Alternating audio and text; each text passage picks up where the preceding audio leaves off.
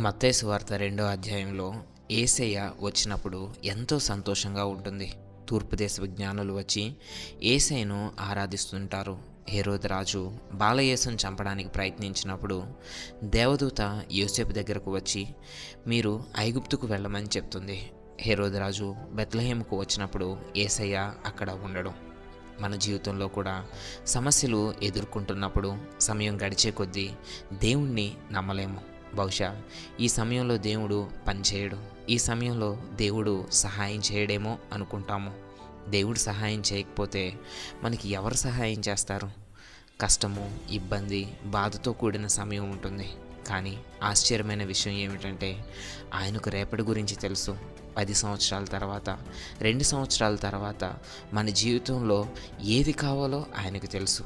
ఆయన మన కోసం సమస్తాన్ని స్థిరపరుస్తున్నాడు. మీ కంటి ద్వారా చూసే విషయాలు ఇప్పుడు మీకు కనబడినప్పటికీ దేవుడు మన కోసం పనిచేసిన క్షణాలు లెక్క పెడదాం. ఎంత అద్భుతంగా దేవుడు పనిచేస్తూ ఉన్నాడు. మీరు ప్రతిసారి చింతిస్తున్నారు కదా, మీకు తెలుసా దేవుడు ఏమని చెప్తున్నాడో? దేని గురించి చింతించవద్దు, నేను మీకు సహాయకుడను, దాన్ని మీరు నమ్మండి.